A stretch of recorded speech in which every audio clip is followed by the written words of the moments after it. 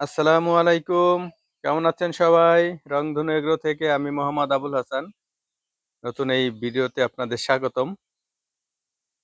আজকে ভিডিওটা হচ্ছে আপনারা যারা ভিডিও দেখছেন, গতকালকে হচ্ছে ছাগলকে আমি পিপিআর ভ্যাকসিন করেছিলাম। তো ছাগলকে পিপিআর ভ্যাকসিন করার পরে আজকে কি পরিস্থিতি? অনেকে বলে যে আপনার ছাগল ভ্যাকসিন দিলে ছাগল অসুস্থ হয়ে যায় বা অসুস্থ হইতে পারে। এটা নরমাল বিষয়। যেকোনো ভ্যাকসিন। মানুষের ভ্যাকসিন দিলেও তো অনেকে অনেক অসুস্থ হয়ে যায়। তো এই যে আমার ছাগলগুলা দেখতে পাচ্ছেন, এইগুলার কি অবস্থা? এটা আপনাদের আমি দেখার জন্য এবং আপনাদের দেখানোর জন্য এই ভিডিওটা করলাম। তো মাশাআল্লাহ মোটামুটি দেখা যাচ্ছে সবগুলা সুস্থ আছে।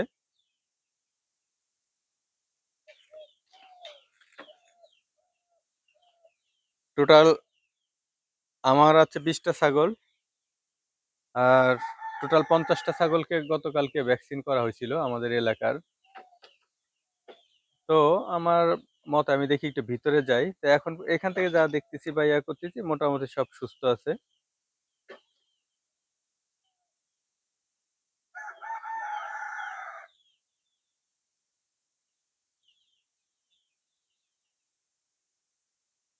সব ছাগল মোটামুটি জাবর কাটতেছে এবং সকালবেলা হালকা রোদ পড়ছে আমার ছাগলের শেডে। রোদ পড়ার কারণে ওরা সবাই মোটামুটি ফুরফুরে মেজাজে আছে।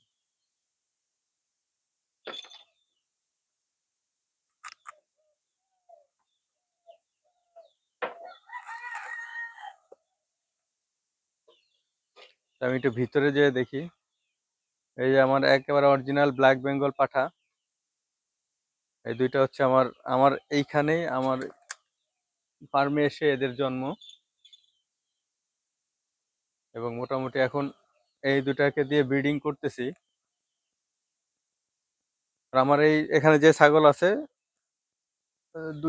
দুইটা ছাগল মানে আমার কেনা, মানে খাসি, ওটা বাদে সবগুলাই 100% ব্ল্যাক বেঙ্গল। আমি চেষ্টা করব যে আমার এই খামারটা ব্ল্যাক বেঙ্গল দিয়েই পরিপূর্ণ করতে। আপনারা জানেন ব্ল্যাক বেঙ্গল ছাগলের মেন উপকারিতা হচ্ছে এটা রোগবালাই কম, আর হচ্ছে উৎপাদন ক্ষমতা বেশি। মানে প্রতি বছর 2 বার বাচ্চা দেওয়ার ক্ষমতা রাখে এরা। অন্য অন্য হাইব্রিড ছাগলগুলা বা বিভিন্ন বিদেশি ভালো জাতের ছাগলগুলা থেকে এই দিক দিয়ে হচ্ছে এগুলা কার্যকর। আমি ভিতরে ঢুকলাম, সবগুলা রোদ রোদ পাওয়ার কারণে সবগুলা মোটামুটি খেলা করতেছে।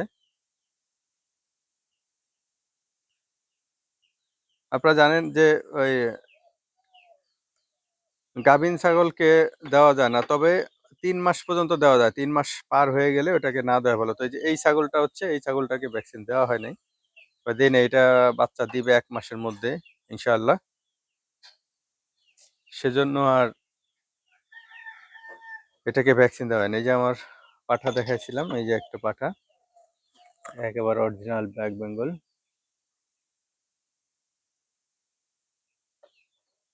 এই যে দুইটা পাঠা, এই দুইটা একই মায়ের পেটের বাচ্চা দুইটা।